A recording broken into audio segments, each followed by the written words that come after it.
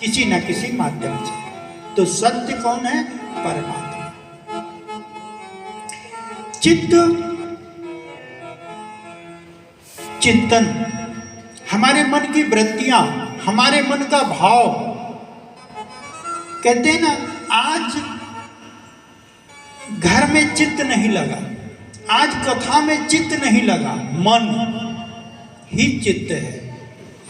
तो मन को अगर आपको साफ सुथरा रखना है तो परमात्मा का स्तवन करें।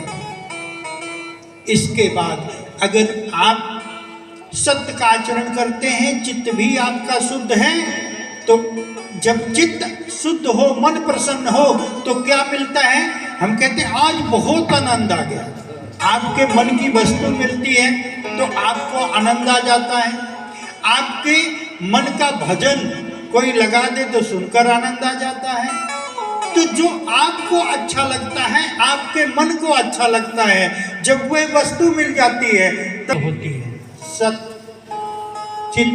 परंतु आनंद का कोई संधि विच्छेद नहीं होती। इसलिए जो बड़े बड़े ऋषि मुनि हुए, बड़े बड़े सिद्ध हुए, जिन्होंने परमात्मा को प्राप्त कर लिया, उनके नाम के आगे आनंद लगता है। सच्चिदानंद, अखंडानंद आदि आदि। तो आनंद ऐसी वस्तु है जिसको पा जाने के बाद कुछ पाने की इच्छा नहीं होती, उसे आनंद। किसी वस्तु की इच्छा नहीं होती, ऐसे परमात्मा है। नैमिषारण्य तीर्थ में सौनकादि 88,000 ऋषि एकत्रित हुए और एकत्रित होकर के सभी ने एक गोष्ठी की, चर्चा की, जैसे आप लोगों ने की। क्या कि हमें कोई सत्कर्म करना चाहिए, भगवान की कथा श्रवण करना चाहिए, भगवान की चर्चा, क्योंकि संत जो ऋषि मुनि हैं उनको, उनका आनंद तो भगवान की कथा है। तो 88,000 ऋषि सब एकत्रित हुए और उसी समय उनके मध्य में श्री सूत जी का आगमन हुआ। श्री सूत जी बहुत परम विद्वान है। और सूत जी की उम्र कितनी है? सूत जी की उम्र है केवल 16 वर्ष। और जो ऋषि मुनि हैं उनकी उम्र कितनी है? कोई 100 वर्ष का है, कोई 1000 वर्ष का, और ऐसे ऐसे ऋषि बैठे जिनकी 10-10 हजार वर्ष की आयु है। जैसे ही श्री सूत जी से को देखा तो सब एक खड़े होकर के उनका स्वागत किया, सम्मान किया। जब हमारे से कोई श्रेष्ठ आता है, बड़ा आता है, तो हम उसका सम्मान कैसे करते हैं? दोनों हाथ जोड़ते हैं, निवेदन करते हैं, प्रार्थना करते हैं कि आइए आप बैठिए। ऐसे श्री सूत जी को सभी ऋषियों ने प्रार्थना की और कहा कि महाराज आकर विराजमान हो। श्री सूत जी ने कहा कि महाराज उल्टी गंगा कहाँ कैसे बहा रहे हो? बोले क्या हुआ? बोले आप मेरे से उम्र में बड़े हैं, आप मेरे से बड़े ज्ञानी हैं, फिर भी आप मुझे हाथ जोड़कर प्रार्थना कर रहे हैं, आप उठकर खड़े हो गए। तब सभी ऋषियों ने कहा महाराज उम्र में तो बड़े हैं, पर उम्र के बड़े होने से क्या, अगर हमारे अंदर ज्ञान नहीं है, वो आयु वृद्धा धन वृद्धा बल वृद्धा तथैव च। कहते आयु से कोई बड़ा हो तो क्या बड़ा, कोई धन से बड़ा हो तो क्या बड़ा।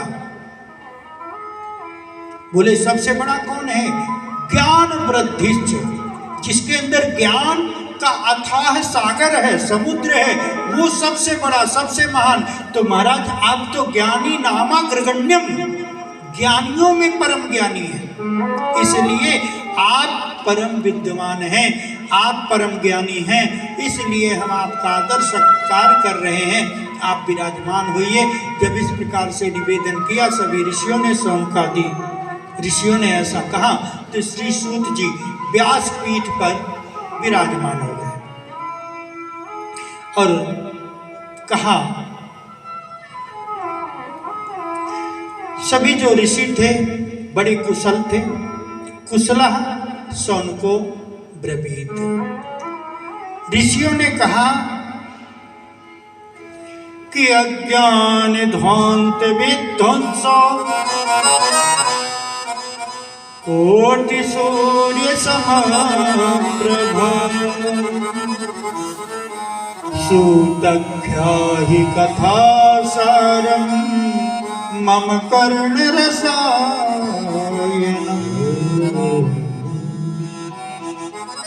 सभी ऋषियों ने एक प्रश्न किया। बोले अज्ञान ध्वांत विध्वंसो। बोले महाराज हमारे अंदर अज्ञान भरा हुआ है, अज्ञान का अंधकार है, और आप क्या है? करोड़ सूर्य के समान। जब एक सूर्य निकलता है तो पूरे संसार को रोशन कर देता है, सब जगह रोशनी फैल हो जाती है, और आप तो करोड़ों सूर्यों के समान आपके अंदर तेज है, ज्ञान है। इसलिए महाराज हमारे अज्ञान रूपी अंधकार को दूर कीजिए, हमारे अज्ञान को दूर कीजिए। क्योंकि सूत जी आप कोई ऐसी कथा सुनाइए जो हमारे कानों को तृप्त कर सके। मम कर्ण रसायनम। क्यों? क्योंकि कान ही कथा सुनकर तृप्त होते हैं। क्योंकि रामचरितमानस में बाबा तुलसी ने कहा है, रामो कथा जे सुनत न भाई, रस विशेष जाना तिन नाही।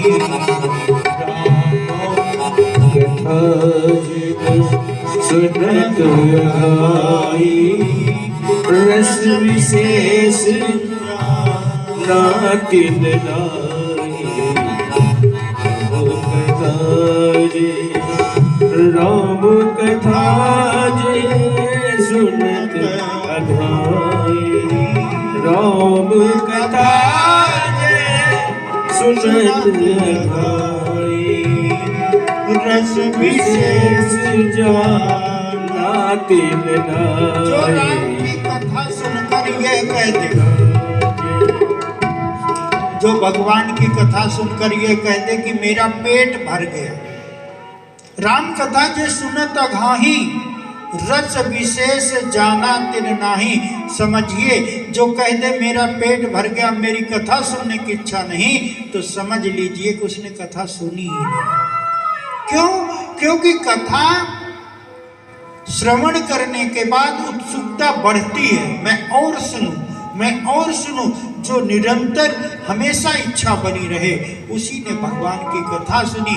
जो कथा से तृप्त हो गया, समझिए उसने भगवान के कथा के रस को नहीं जाना। तो जब सूत जी ने इस प्रकार से कहा कि आप खुद ज्ञानी हैं और मुझसे निवेदन कर रहे हैं कि मैं आपको भागवत जी की कथा सुनाऊं, तो ऋषियों ने कहा महाराज हमने कथा सुनी ही नहीं, हम तो आपके वाणी के द्वारा सुनना चाहते हैं। हरिहर कथा सुना नहीं जा काना ब्रह्म। कहते कि जिसने भगवान की कथा अपने कानों से श्रवण नहीं की कभी, वो कथा, वो कान कैसे हैं? अहिरंद भवन समाना। जैसे सांप का बिल होता है, सांप के बिल के समान उनके कान हैं। तो कानों से भगवान की कथा सुनकर तृप्ति होती है। इसलिए सभी ऋषियों ने कहा कोटि सूर्य समप्रभम। हे सूत जी, महाराज आपके पास करोड़ों सूर्य के समान ज्ञान प्रकाश है, वही ज्ञान का प्रकाश हमें प्रदान कीजिए। तब कहा कि बहुत अच्छी बात कही आपने,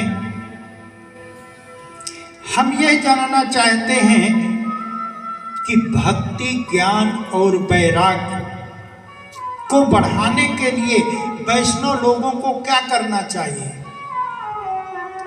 हमारी भी सबकी यही इच्छा, आज तक हमें यही पता नहीं कि भक्ति, ज्ञान, वैराग्य बढ़े कैसे। और जीवन में भक्ति ज्ञान वैराग्य आ जाए तो फिर किसी चीज की इच्छा नहीं रहती, जरूरतें सारी पूरी होती हैं, परंतु ज्यादा उत्सुकता किसी वस्तु की नहीं रहती। तो जब सनकादि 88,000 ऋषियों ने सूत जी से पूछा यह प्रश्न, लोग कोठी मांगते हैं, कार मांगते हैं, सुंदर पुत्र मांगते हैं, परिवार मांगते हैं, परंतु आपने तो ज्ञान और वैराग्य भक्ति कैसे बढ़े, आपने यह प्रश्न पूछा। बड़े प्रसन्न हुए और महाराज कहने लगे कि ठीक है, मैं आपको यह दुर्लभ कथा अवश्य सुनाऊंगा। यह कथा तो योगियों को भी परम दुर्लभ है, परंतु आपने कहा है सो ध्यान दे करके सुनिए। चिंता मणिर्लोका सुरद्रुः स्वर्ग संपदा प्रयच्छति गुरुः प्रीतो वैकुंठम योग दुर्लभम। तब कहते हैं कि सावधान होकर के सुनो। सूत जी कहते हैं ऋषियों, अगर किसी को यह पता लग जाए कि तुझे कभी मरना ही नहीं है तो किसी से भी नहीं डरेगा, न भगवान से, न दुश्मन से, न माता पिता से, न भाई बहन से, वो संसार में किसी से नहीं डरेगा। परंतु हमें सबसे बड़ा भय है मृत्यु का, और इस लोक का नाम क्या है? क्या नाम है? मृत्यु लोक। यहाँ जो जन्म लिया है उसको मरना है, निश्चित है। पर जब कोई बालक घर में पैदा होता है या किसी ब्राह्मण को हम अपनी जन्म पत्री दिखाते हैं तो सब कुछ पूछते हैं, धन कैसा होगा, व्यापार कैसा चलेगा, पढ़ाई कैसी होगी, पत्नी कैसे मिलेगी, परंतु कोई ये नहीं पूछता कि मृत्यु कब आएगी, मृत्यु होगी भी कि नहीं। जो जीवन का सत्य है उसी को हम इग्नोर कर देते हैं, हम उसी को जानना नहीं चाहते, हम उसी को पूछना नहीं चाहते। पर वास्तव में यह सत्य है कि मृत्यु होना है। इसलिए जब किसी की अर्थी हम उठाते हैं तो हम एक बार बोलते हैं, सामने आ गया सत्य क्या है? राम नाम सत्य। सबसे बड़ा सत्य यह है कि जो आया है उसे जाना है, आना आया है सो जाएगा। राजा रंग फकीर और कोई सिंहासन चढ़ चला, कोई बंधा चले।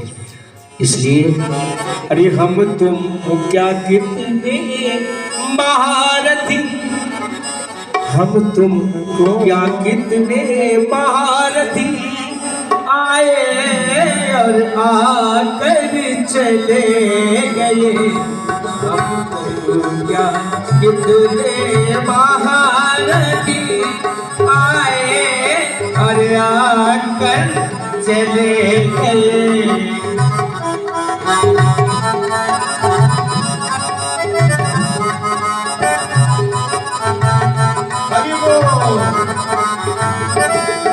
हम तुम क्या कितने महारथी, हम तुम क्या कितने महारथी, आए और आकर चले गए, आए और आकर चले गए। क्यों?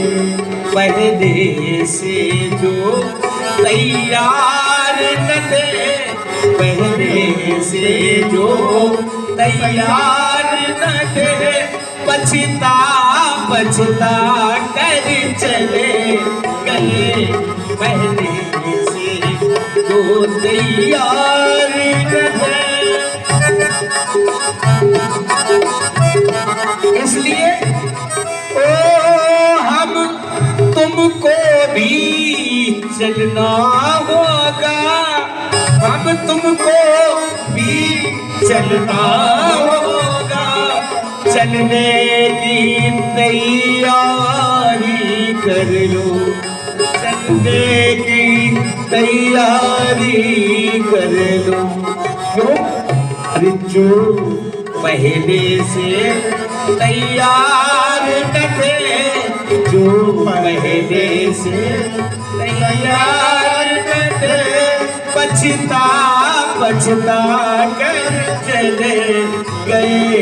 अब तुम जाओ गिफ्ट में महारथी आए कर चले। बड़े बड़े धनवान योगी सबको भी इस संसार से जाना पड़ा। संसार किसे कहते हैं? संसरत इति संसारा, जो धीरे धीरे सरकता हो उसे संसार कहते हैं। महाभागवत श्री सुखदेव जी महाराज ने कहा कि ठीक है, अगर आपकी ऐसी इच्छा है तो मैं एक बहुत ही परम संगीता, अद्भुत संगीता आपको श्रवण कराऊंगा। और श्री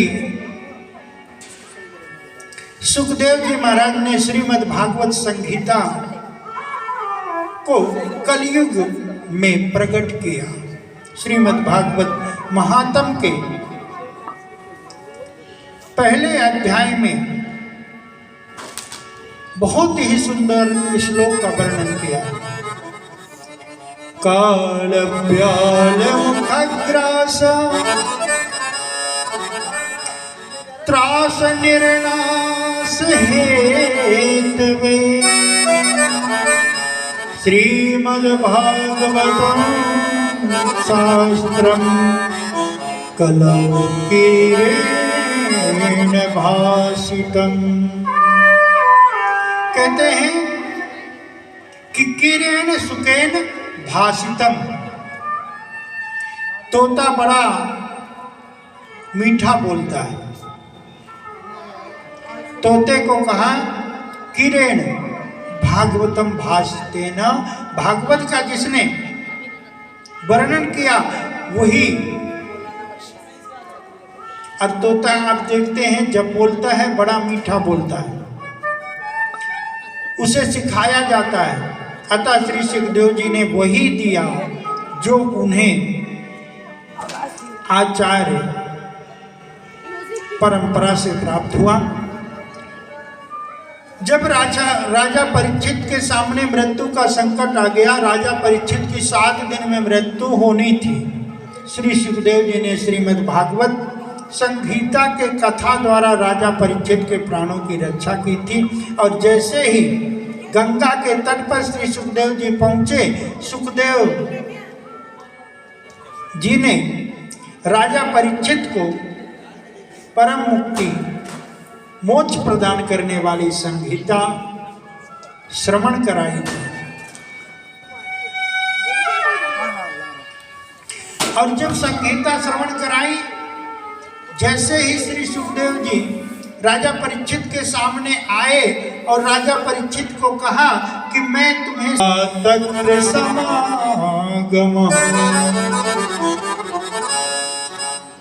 सभी देवताओं के सामने आए और कहा कि लो अमृत कलश, और ये श्रीमद् भागवत महापुराण की जो कथा है मोक्षदायिनी, इसे हमें प्रदान कर दो।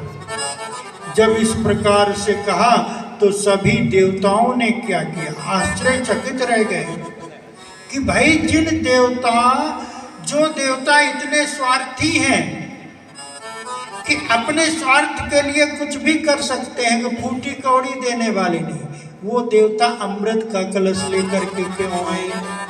तो सभी ऋषियों ने मन में विचार किया और विचार करते हुए कहा कि भैया ये अल्दा बल्दी हम नहीं करेंगे। बोले क्या? बोले हमें अमृत कलश नहीं चाहिए, आप अपने अमृत के कलश को ले जाओ और हम ऐसे ठीक है।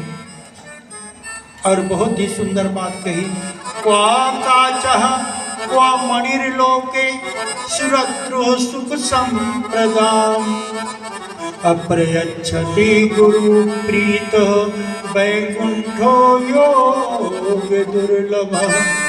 कहते कहाँ कांच का घड़ा